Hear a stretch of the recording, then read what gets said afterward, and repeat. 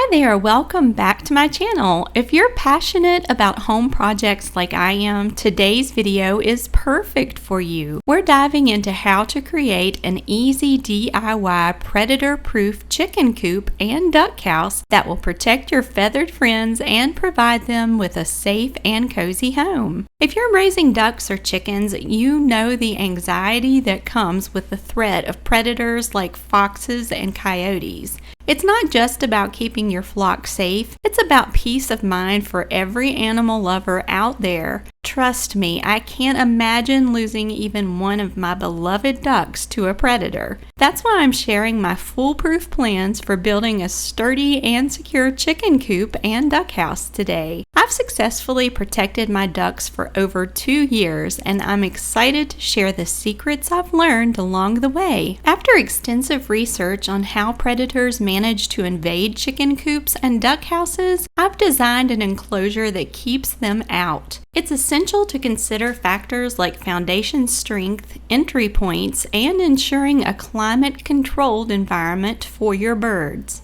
Now let's get into the step-by-step process. I'll break everything down you need to know, from selecting materials to construction techniques, ensuring your project is both manageable and effective. Make sure to grab a pen and paper or check the video description for a link to the detailed plans. Step 1. A good foundation. Any duck or hen house is only as strong as its foundation. A well-built enclosure not only keeps your pets safe from predators, but also helps with insulation and longevity of the structure. No matter how strong the structure is, animals determined to get to your chickens or ducks can tunnel in from underneath. For our project today, we're using a heavy-duty plastic polymer pallet as a base. This isn't your average pallet. It is made from solid industrial strength material, ensuring durability against weather and wild animals. You can find these on platforms like Marketplace and Craigslist.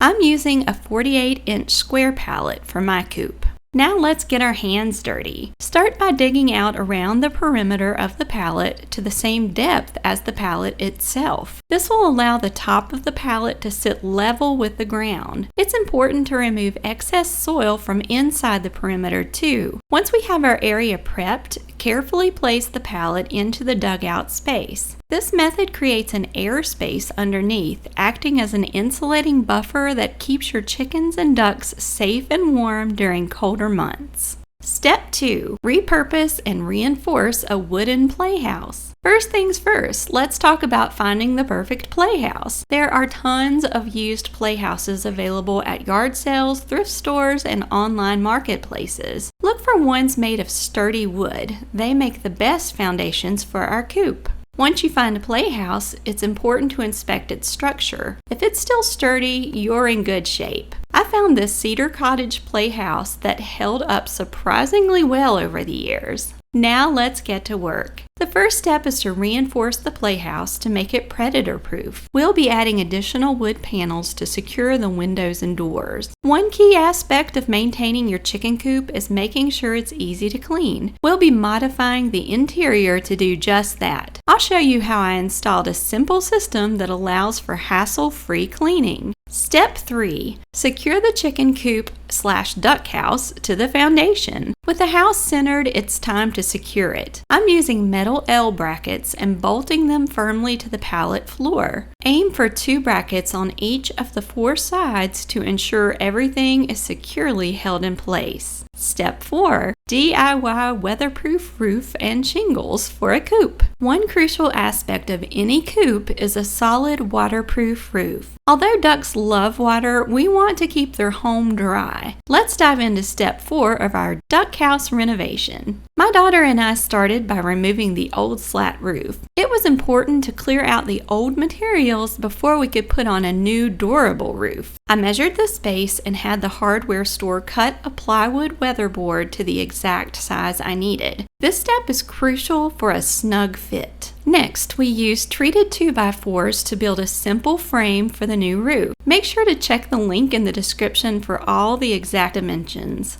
I then attached the plywood pieces to the roof frame using screws. This will create a sturdy and weather-resistant roof for our duck house. A couple of quick tips about the coop roof. Even though there will be ample ventilation through the windows, it's essential to leave a gap underneath the roof for heat and moisture to escape. We'll be predator-proofing this ventilation gap later. Another important point is to build the roof sides below the level of the walls. This way, water will roll off the roof and not down the walls. If you're concerned about moisture, consider installing a gutter system. However, I decided to skip that step to save time and money. I grabbed the least expensive shingles I could find and applied them to the roof for years of protection. Step 5. Predator-proofing the coop. Now it's time to examine all possible entry points. Keep in mind that mice can squeeze through openings as small as 1/3 of an inch in diameter. While they're not predators, they do carry diseases, so it's a good idea to secure any gaps wider than 1/4 of an inch. Predator proofing is a tricky balance. Every coop needs adequate ventilation, even in the winter months. We often think that all openings should be boarded up, but doing so can cause mold growth, condensation, and even frostbite on your chickens' and ducks' feet. The moisture that comes from their breathing, excrement, and bodies needs to dissipate through openings in the coop. At the same time, you must be able to regulate the amount of air entering the coop. We don't want our feather friends to freeze when icy winds blow.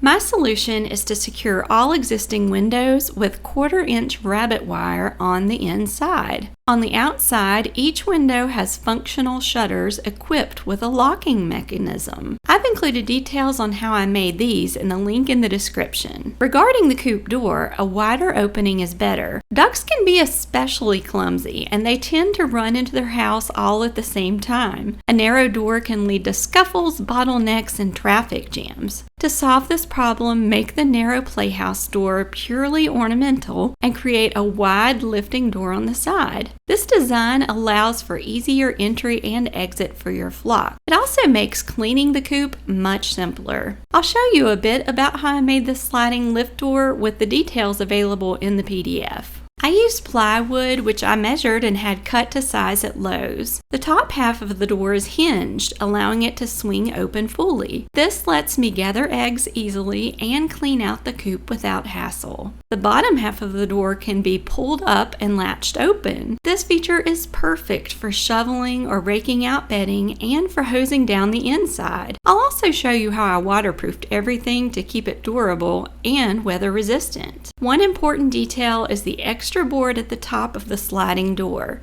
It creates a solid grip and seals the gap between the doors to prevent any sneaky animals like snakes, skunks, raccoons, and foxes from getting in. This is crucial for ensuring the safety of my birds. Next, let's talk about the windows and roof vents. I covered them with a 1/4-inch square rabbit wire using screws with 1/2-inch washers to secure the wire in place. I made sure to leave about a 2-inch overlap and push the wire tightly after securing it. Trust me, nothing is getting in through those windows or vents. During warm weather, I keep all the shutters open for ventilation, but on cold days, I can lock them shut to ensure they stay closed. Proper ventilation is key for a healthy coop environment. Now let's talk about the locking system. It's essential to have a multifaceted latch and locking mechanism to outsmart clever predators. Raccoons and skunks are more intelligent than we think. I use a swing latch with a metal carabiner threaded through it. Animals would have to squeeze the carabiner while simultaneously trying to thread it out of the latch and then lift it to access the hinged door. This means I can keep my ducks secure while still having an easy way to access the door on those cold mornings. Step 6. How to make the coop easy to clean.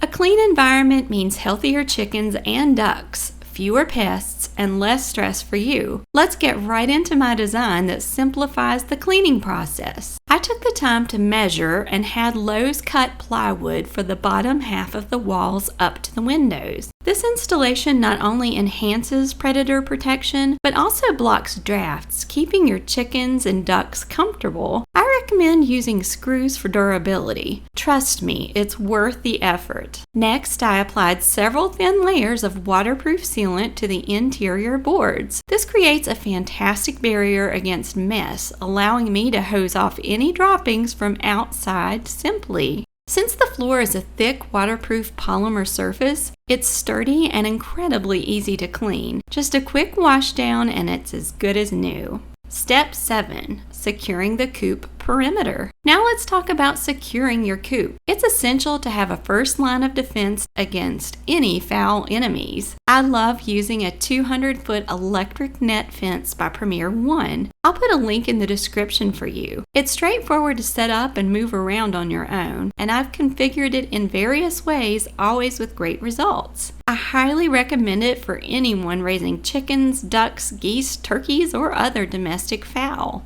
Step 8. Setting up the coop.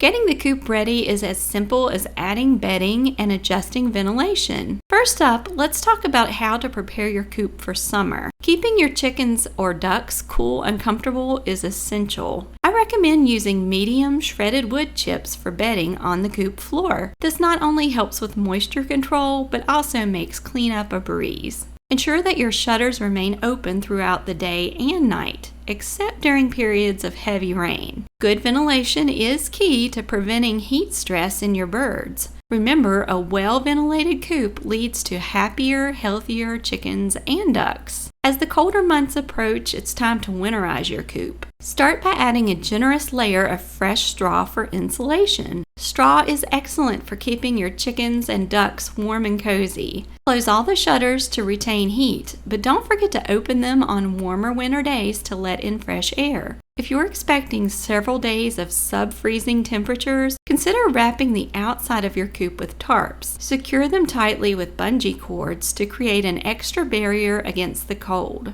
For those super cold days, you can also place bales of hay around the outside walls of your coop for added insulation. Plus, don't forget to layer several more inches of straw on the floor to keep the heat in and your chickens or ducks comfortable. Step 9. Coop maintenance. Building the coop in the way I recommend makes maintenance fast and simple. In cold months, to keep your birds warm and cozy, add a fresh layer of straw or wood chips every few days. A thicker bedding layer offers better insulation. Remember, unless you notice a bad smell or it has been raining, you can hold off on completely changing out the bedding. This can last up to 2 weeks or even a month. In warm months, you'll want to replace the bedding more frequently to keep insects at bay. Freshen it up with a thin layer of wood chips every other day. Make it a habit to shovel out soiled bedding and wash the coop weekly. Your feathered friends will appreciate it. To wash the coop, start by removing all the bedding. Use a side door system to make this easy. Hose everything down and rinse it well. For stubborn messes, squirt some dish soap on the floor and use a large floor squeegee to clean the floors and walls. After rinsing,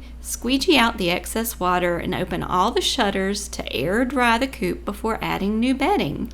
It's a good idea to apply additional coats of waterproof sealant once a year following a thorough cleaning. This will help protect your coop long term. Aside from that, your duck house or chicken coop is pretty self-maintaining. Finally, don't forget to check all your predator proofing periodically. Ensure that nothing has separated or come loose to keep your flock safe. And that wraps up our guide on building a predator-proof chicken coop and duck house. I hope you found these tips and tricks helpful and you're feeling inspired to create a safe haven for your feathered friends. If you enjoyed this video, don't forget to give it a thumbs up and subscribe to my channel for more home project ideas and DIY tutorials. If you have any questions or need further clarification on any step, feel free to drop a comment below. I love hearing from you and I'm here to help.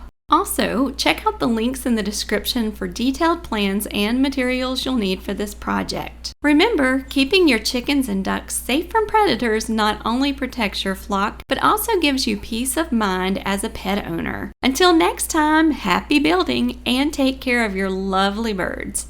See you in the next video. God bless.